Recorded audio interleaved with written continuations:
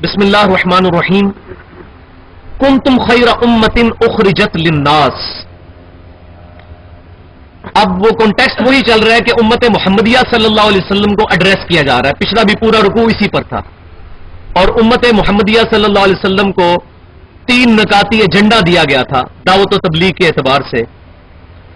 اب اسی کو آگے لے کے چلا جا رہا ہے. اے امت محمدیہ صلی اللہ علیہ وسلم کنتم خیر امت اخرجت للناس، تم سب سے بہترین امت ہو جو لوگوں کے لیے نکالے گئے ہو. تمہارا مقصد لوگوں کے لیے نکلنا ہے، اور وہ کیا نکلنا ہے؟ تأمرون بالمعروف وتنہون عن المنکر، تم نیکی کا حکم دیتے ہو اور برائی سے روکتے ہو. وتؤمنون باللہ، اور اللہ پر ایمان لاتے ہو. اللہ پر ایمان کو سیکنڈری جگہ پر ایڈریس کیا گیا. پرائمری طور پر 2 چیزیں، تم نیکی کا حکم دیتے ہو اور برائی سے روکتے ہو، اور اللہ پر ایمان لاتے ہو. کیا مطلب؟ کہ اللہ پر ایمان کا تقاضا ہے کہ نیکی کا حکم دو اور برائی سے منع کرو. جس کا ایمان اللہ پر مضبوط ہوگا وہ شیطان کو ننگا نہیں ناچنے دے گا. وہ کہے گا اپنے ہاتھ سے روک سکے گا تو ہاتھ سے برائی کو روکے گا، نہیں تو زبان سے ضرور روکے گا، اور اگر بالکل کمزور ایمان والا ہوا تو دل میں ضرور برا جانے گا. لیکن ذالک اضعف الایمان، نبی صلی اللہ علیہ وسلم فرمایا یہ ایمان کا کمزور ترین درجہ ہے کہ دل میں برا سمجھو. صحیح مسلم میں حدیث ہے. تو اس امت کی خوبی کیا ہے؟ نیکی کا حکم دیتے ہیں، برائی سے روکتے ہیں، اور اللہ پر ایمان لاتے ہیں جیسا کہ ایمان لانے کا حق ہے. کیونکہ جو اللہ پر ایمان لائے گا اس کی حمیت اللہ کے لیے ہوگی. والذین آمنوا اشد حبا للہ، ایمان والے شدید ترین اللہ سے محبت رکھتے ہیں. جس کی محبت اپنے رب کے ساتھ ہوگی وہ اپنے رب کی نافرمانیاں دیکھ نہیں سکے گا، کوشش کر کے روکے گا. تو امر بالمعروف و نہی عن المنکر، اس کے اوپر میں نے پچھلی دفعہ بھی تھوڑا سا ایڈریس کیا تھا، لیکن اب میں اس کو ڈیٹیل کے ساتھ تھوڑا ایڈریس کرتا ہوں. 4 حدیثیں اس کانٹیکسٹ میں بیان کروں گا. پہلی حدیث صحیح بخاری سے ہے. صحیح بخاری میں امام کائنات صلی اللہ علیہ وسلم کی حدیث موجود ہے. آپ صلی اللہ علیہ وسلم نے نیکی کی دعوت کرنے والے اور برائی سے روکنے والوں کی مثال بیان فرمائی. آپ صلی اللہ علیہ وسلم نے ارشاد فرمایا کہ کچھ لوگ دریا کے سفر پر نکلے اور وہ ایک کشتی میں سوار ہوئے جس کشتی کی 2 منزلیں. اب انہوں نے آپس میں کوڑا ڈالا، کوڑا اندازی کی، بیلٹنگ کی. تو کچھ لوگوں کا نام اوپر والی منزل کے لیے نکلا، کچھ لوگوں کا نام نیچے والی منزل کے لیے نکلا. اب دونوں کشتی پہ جب سوار ہوئے تو کچھ لوگ اوپر کی منزل میں چلے گئے، کچھ نیچے کی منزل میں. لیکن پانی کا بندوبست اوپر والی منزل میں تھا، تو نیچے والے لوگ پانی حاصل کرنے کے لیے اوپر والی منزل پہ جایا کرتے تھے. لیکن کچھ وقت گزرنے کے بعد ان کو یہ احساس ہوا کہ ہمارے لیے سیڑھیاں چڑھنا اور بار بار اوپر جانا بڑا مشکل ہے. تو انہوں نے کشتی کے پیندے میں سوراخ کرنا شروع کر دیا کہ اوپر جانے کی کیا ضرورت ہے، پانی تو نیچے موجود ہے، سمندر کا پانی، اور کشتی میں سوراخ کر کے پانی یہیں سے نکال لیتے ہیں. تو آپ صلی اللہ علیہ وسلم نے اس بات پر ارشاد فرمایا کہ اب اگر اوپر والی منزل والے لوگ نیچے والے لوگوں کو روکتے ہیں کہ وہ کشتی میں سوراخ نہ کریں، خود بھی بچیں گے، ان کو بھی بچا لیں گے. اور اگر ان کو نہیں روکتے اور کہتے ہیں یہ تو اپنی منزل میں سوراخ کر رہے ہیں، ان کو کرنے دیں، ہمیں کیا فرق پڑتا ہے، تو وہ خود بھی غرق ہوں گے اور وہ بھی غرق ہوں گے. یہ صحیح بخاری میں نبی صلی اللہ علیہ وسلم نے نیکی کی دعوت اور برائی سے روکنے کی مثال بیان فرمائی کہ جو لوگ نیکی کی دعوت نہیں کرتے ان کی مثال اسی اوپر کی منزل والے لوگوں کی طرح ہے کہ وہ کہہ رہے ہیں یہ تو اپنی نچلی منزل میں سوراخ کر رہے ہیں، ہمیں کیا فرق پڑتا ہے. لیکن کیا ہوگا جب وہ کشتی میں سوراخ ہوگا، پانی کشتی میں داخل ہوگا، اوپر والے بھی ڈوبیں گے، نیچے والے بھی. پھر ان میں فرق نہیں ہوگا کہ سوراخ تو نیچے والوں نے کیا تھا، اوپر والے کیوں غرق ہوئے. بالکل اسی طرح جو نیکی کی دعوت نہیں کریں گے وہ اوپر کی منزل والے لوگ ہیں، اور نیچے وہ لوگ ہیں جو کہ برائی کر رہے ہیں. اوپر والوں پر لازمی ہے کہ وہ نیچے والوں کو روکیں. تو یہ نبی صلی اللہ علیہ وسلم نے نیکی کی دعوت اور برائی سے روکنے کو ایک مثال سے بیان فرمایا. دوسری حدیث صحیح مسلم میں ہے، امام کائنات صلی اللہ علیہ وسلم نے فرمایا کہ مومن کی نشانیاں بیان فرماتے ہوئے آپ صلی اللہ علیہ وسلم نے ارشاد فرمایا کہ جب بھی کوئی برائی دیکھو اس کو اپنے ہاتھ سے روکو، اگر اس پر طاقت نہ رکھتے ہو تو اپنی زبان سے روکو، اور اگر اپنی زبان سے بھی نہیں روک سکتے تو کم از کم دل میں برا جانو، لیکن فرمایا ذالک اضعف الایمان، یہ ضعیف ترین درجہ ہے ایمان کا، اس کے بعد تو ایمان ہے ہی نہیں ہے، کمزور ترین درجہ، ایک باریک سا رشتہ ہے ایمان کے ساتھ اور وہ ٹوٹ جائے گا، ظاہر ہے کہ جو اللہ کی حدوں پر جائے گا تو وہ حد کراس بھی کر جائے گا، اس سے پیچھے رہنا ہے، کم از کم زبان سے ضرور برا کہنا ہے۔ شیطان کو گونگے شیطان نہیں بننا کہ شیطان ناچتا رہے اور ہم گونگے شیطان بن کے اس کو انڈورس کرتے رہے، ضرور روکنا ہے، نیکی کی دعوت ضرور کرنی ہے، برائی سے ضرور روکنا ہے۔ تو فرمایا آپ صلی اللہ علیہ وسلم نے کمزور ترین درجہ یہ ہے کہ تم دل میں اس کو برا سمجھو، کمزور ترین درجہ۔ تیسری حدیث صحیح بخاری اور صحیح مسلم کی متفق علیہ حدیث ہے، امام کائنات صلی اللہ علیہ وسلم نے ارشاد فرمایا کہ قیامت والے دن دوزخ میں، اب یہ دعوت کے حوالے سے ایک بہت بڑی چیز ہے جو قرآن پاک میں سورہ الصف کی آیت نمبر 2 میں ارشاد ہوئی، لِمَ تَقُولُونَ مَا لَا تَفْعَلُونَ، اے ایمان والو لوگوں کو وہ کیوں کہتے ہو جو خود نہیں کرتے؟ دوسروں کو تو وصیت کر رہے ہو نیکی کے کام کی اور خود اس پر عمل نہیں کر رہے، لوگوں کو تو برائی سے روک رہے اور خود نہیں روک رہے۔ یہ منافقانہ کردار جو ہے اس کو قرآن میں ایڈریس کیا گیا، تو نیکی کی دعوت کے حوالے سے یہ حدیث بخاری اور مسلم کی ذہن میں رکھیں۔ آپ صلی اللہ علیہ وسلم نے ارشاد فرمایا قیامت والے دن دوزخ کے اندر جو لوگ اوروں کو نیکی کی دعوت دیتے تھے اور برائی سے روکتے تھے لیکن خود نہیں رکتے تھے اور نہ خود نیکی پر عمل کرتے تھے، ان کی انتڑیاں آگ کی بنا دی جائیں گی اور وہ اپنی انتڑیوں کے گرد دوزخ کے اندر چکر لگائیں گے جس طرح کے گدھا چکر لگاتا ہے، یا ہمارے اس کلچر کے اندر کولو کا بیل جو ہے پانی نکالنے کے لیے چکر لگاتا ہے، عرب کے کلچر کے اندر گدھے کو وہ چکر لگوایا کرتے تھے پانی نکالنے کے لیے یا اس طریقے سے گندم کو الگ کرنے کے لیے سٹے سے۔ تو آپ صلی اللہ علیہ وسلم فرمایا کہ اس شخص کی مثال جو خود نیکی کی دعوت لوگوں کو دیتا ہے اور برائی سے روکتا ہے لیکن خود اس پر عمل نہیں کرتا، اس کی انتڑیاں آگ کی بنا دی جائیں گی، وہ اپنی انتڑیوں کے گرد چکر کاٹے گا، بولے اعوذ باللہ تعالی، اور سارے دوست کی اس کے گرد جمع ہو کر پوچھیں گے کہ بھائی صاحب آپ تو بہت بڑے مولانا صاحب تھے، بڑے شیخ الحدیث شیخ القرآن تھے، آپ تو جمعے کے خطبے میں بڑے اچھے واز کیا کرتے تھے، آپ دوزخ میں کیوں پہنچ گئے ہیں؟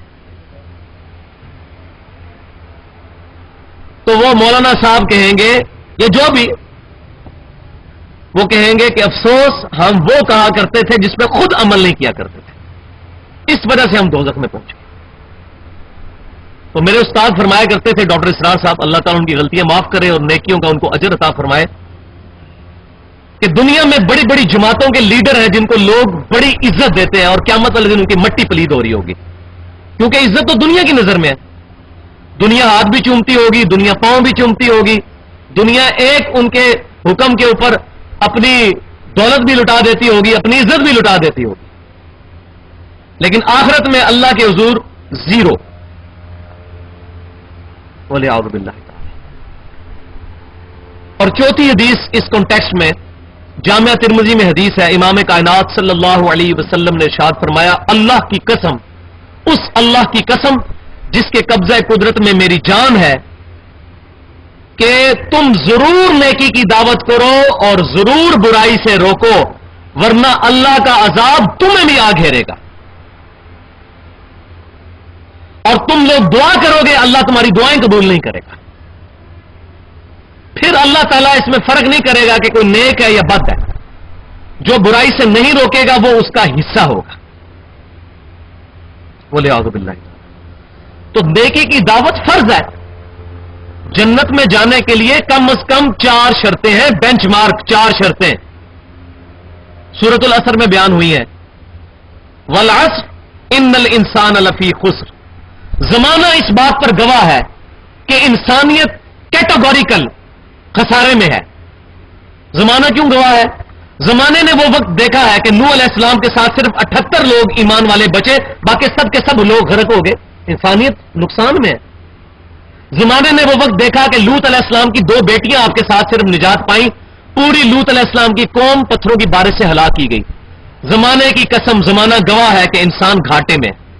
زمانے نے وہ وقت بھی دیکھا کہ موسیٰ علیہ السلام کے ساتھ چند لوگ نجات پا گئے اور پوری آل فرعون سمندر میں غرق کر دی گئی۔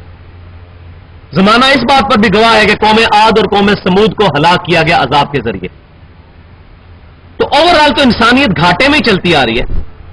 الا الذین آمنوا، ہاں مگر چند لوگ جو ایمان لے آئیں، وعملوا الصالحات، نمبر 2، اور نیک اعمال کریں۔ یہ 2 ہیں، ابھی 2 اور باقی ہیں۔ وتواصوا بالحق، اور حق بات کی وصیت کریں۔ وتواصوا بالصبر، اور حق بات جب کریں گے تو مخالفت تو ہوگی۔ میٹھی میٹھی توحید تو سارے سن لیتے ہیں، جب آپ لوگوں کو ایسی توحید بیان کریں گے جس کے اندر شرک سے چھٹکارے کی طرف بھی ترغیب دلائی جائے گی تو لوگ تو مخالفت کریں گے۔ لوگ تو پارٹی بازی کے چکر میں، فرقہ واریت کے چکر میں، جماعتی چکر میں آ کے مخالفت کریں گے۔ حق بات سننے کی تو کسی کے اندر وہ قطعی جو ہے وہ ہمت ہوتی بہت کم لوگوں کے اندر۔ تو وتواصوا بالحق، حق بات کی وصیت۔ حق بات کیا ہے؟ یہ قرآن سورہ بنی اسرائیل میں آیا وَبِالْحَقِّ أَنزَلْنَاهُ وَبِالْحَقِّ نَزَلَ، اس قرآن کو ہم نے حق کے ساتھ نازل کیا، پرپزفل، مقصد کے ساتھ، اور یہ حق کے ساتھ نازل ہوا۔ اور سورۃ الحدید میں جا کے تو پھر اس کا کلائمیکس ہے أَلَمْ يَأْنِ لِلَّذِينَ آمَنُوا أَن تَخْشَعَ قُلُوبُهُمْ لِذِكْرِ اللَّهِ وَمَا نَزَلَ مِنَ الْحَقِّ، کیا ایمان والوں پر ابھی وہ وقت نہیں آیا کہ ان کے دل اللہ کی یاد کی طرف جھک جائے اور اس حق کی طرف جو ہم نے ان کی طرف اتارا۔ یہ حق یہ ہے وتواصوا بالحق، دعوت الی القرآن، دعوت الی القرآن، دعوت الی القرآن۔ تو قرآن کی جب دعوت ہوگی تو ظاہر ہے کہ پھر تو کوئی نہیں ٹکے گا اس کے سامنے۔ پھر جب فرقہ واریت کی دعوت ہوگی وہ اس سے ٹکرا جائے گی۔ قرآن تو پھر کہے گا ان الذین فرقوا دینہم وکانوا شیعا لست منہم فی شیء، اے محبوب صلی اللہ علیہ وسلم، بے شک جن لوگوں نے دین میں فرقے بنائے اور اپنے آپ کو گروہوں میں بانٹ لیا، ان کا آپ سے کوئی تعلق نہیں صلی اللہ علیہ وسلم۔ پھر قرآن تو کہے گا واعتصموا بحبل اللہ جميعا ولا تفرقوا، اللہ کی رسی قرآن کو مضبوطی سے پکڑ لو، فرقوں میں مت بٹو۔ قرآن تو پھر انڈیا کے شہروں کے نام مسجدوں کے باہر نہیں نکلنے دے گا، مسجدوں کے ہیڈز کے اوپر، مسجدوں کے دروازوں پر فرقوں کے نام تو نہیں قرآن لکھنے دے گا۔ وہ تو دعوت الی الاسلام، دعوت الی القرآن، دعوت الی الایمان ہوگی، فرقوں کی دعوت نہیں ہوگی۔ مخالفت ہوگی تو مخالفت ہوگی تو وتواصوا بالصبر، پھر صبر کی بھی تلقین کرنی پڑے گی۔ جس کو آپ دعوت الی الحق کے لیے تیار کر رہے ہیں اس کو یہ بھی تیار رکھیں کہ بھائی پھینٹی لگے گی، یہ بات کرو گے تو پھینٹی لازمی ہے، حق بات بلند کرو گے تو پھینٹی لگے گی۔ یہی وجہ ہے کہ جن جن لوگوں کی نوکری دین کے ساتھ لگی ہوئی ہے ان کے لیے بڑا مشکل ہے کہ وہ اپنے مکتبہ فکر کے خلاف ممبر سے بات کریں۔ کسی بریلوی دیوبندی کے لیے یہ چیز آسان نہیں ہے کہ وہ اپنے ممبر سے بخاری اور مسلم میں جو نماز کا طریقہ لکھا ہے یہ لوگوں کو بتائے۔ کسی اہل حدیث کے لیے یہ بات آسان نہیں ہے کہ وہ ممبر رسول سے یہ بات بتائے کہ نبی صلی اللہ علیہ وسلم سر ڈھانپ کے نماز پڑھا کرتے تھے۔ سر ڈھانپ کے نماز پڑھنا سنت ہے، بغیر سر ڈھانپے نماز تو ہو جاتی ہے لیکن خلاف سنت ہے، وہ تو داڑھی کے بغیر بھی نماز ہو جاتی ہے، لیکن آپ صلی اللہ علیہ وسلم کا عمومی عمل سر ڈھانپ کے نماز پڑھنا ہے۔ پتا اس کو بھی ہے لیکن وہ یہ بات کرے گا، لوگ کہیں گے اس کو پتہ نہیں کیا ہو گیا۔ اسی طریقے سے اگر کوئی شیعہ اور رافضی ممبر رسول پہ یہ بات کرنا شروع کر دے کہ بھائیو کیا پدی کا شوربہ، ہم 1400 سال بعد صحابہ کرام علیہم رضوان کے بارے میں جو بکواس کرتے ہیں ہمیں اپنی زبانیں بند کرنی چاہیے۔ ہم کون ہوتے ہیں صحابہ کرام کے بارے میں اس طرح کی اوٹ پٹانگ باتیں کرنے والے؟ ہمیں اپنے ماں باپ کی، اپنے گھر والوں کی فکر کرنی چاہیے، اپنے رشتہ داروں کی، کہ ہم صحابہ کرام پر فتوے لگا رہے ہیں کہ وہ سارے کے سارے بے ایمان ہو گئے تھے، نعوذ باللہ من ذالک۔ تو جب یہ ممبر سے بات کرے گا اس کی پھینٹی لگے گی، کون سنے گا؟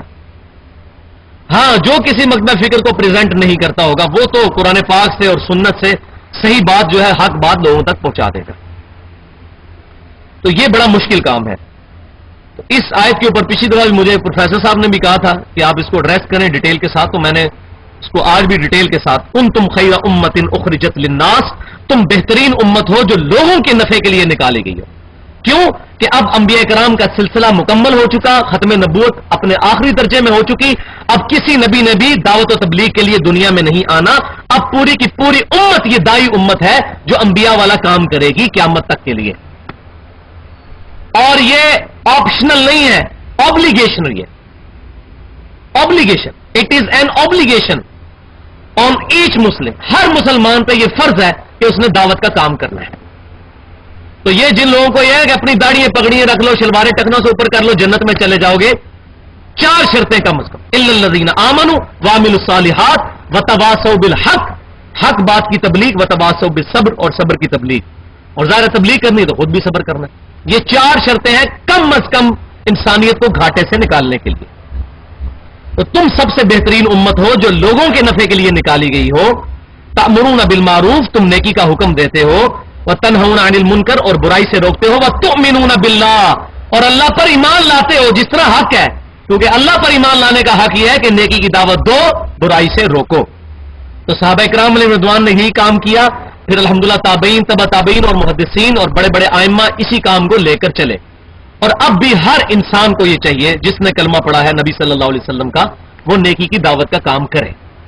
اس لیے نہیں کہ لوگوں کو ہدایت ملے، ہدایت تو اللہ کے ہاتھ میں ہے، اس لیے کہ اپنی ہدایت ہو جائے، کیونکہ اپنے کو 4 شرطیں چاہیے جنت میں پہنچنے کے لیے. میں جو بیٹھ کے آپ کو دعوت کر رہا ہوں، مجھے آپ کے ساتھ کوئی انٹرسٹ نہیں ہے، مجھے تو اپنی آخرت کے ساتھ انٹرسٹ ہے کہ جو مجھے بات پتا ہے میں ایسا طریقے سے آپ تک کنوے کروں تاکہ میری 4 شرطیں وہ پوری ہو جائیں، میری گنتی پوری ہو جائے. تو ہر بندے نے اپنی آخرت کی فکر کے لیے لوگوں کو حق بات بتانی ہے. وَلَوْ آمَنَ أَهْلُ الْكِتَابِ لَكَانَ خَيْرًا لَهُمْ، اور اگر ایمان لے آتے اہل کتاب جیوز اور کرسچنز تو ان کے لیے کتنا اچھا ہوتا. نبی صلی اللہ علیہ وسلم کی انہوں نے دعوت کو ٹھکرایا تو ان کے لیے خود خرابی ہوئی. اگر وہ ایمان لے آتے تو ان کے لیے اچھا ہوتا.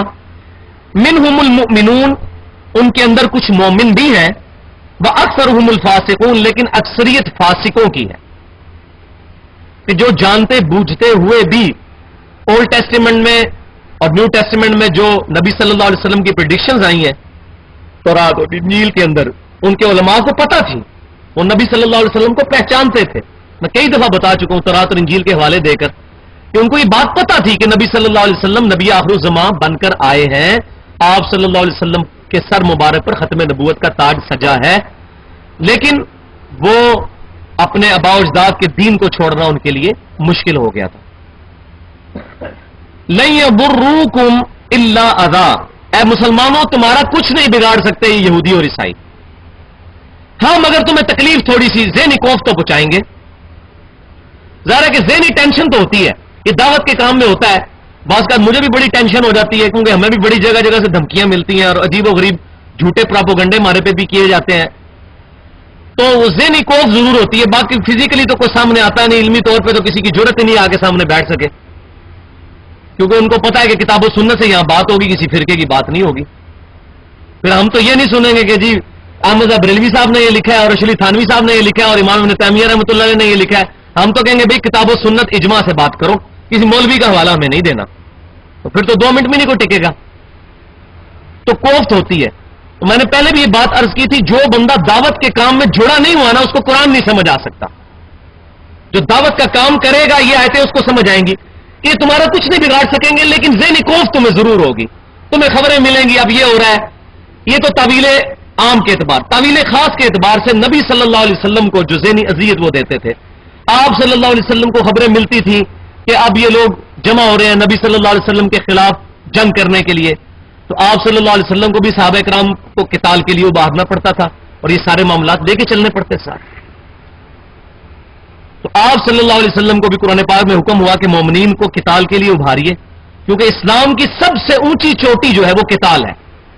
سب سے اونچی سمم بونم اسلام کا قتال ہے کہ کوئی شخص اپنی جان لے کر اللہ کے حضور حاضر ہو جائے کہ اے اللہ میں اپنی جان اب میدان جنگ میں تیرے لیے لے کے آ گیا ہوں، سب سے بڑی چیز جو میں پیش کر سکتا تھا تیرے لیے وہ میری جان ہے. اور نبی صلی اللہ علیہ وسلم کا فرمان ہے کہ جو شخص شہادت کی تمنا کے بغیر مرا وہ منافقت کی موت مرا.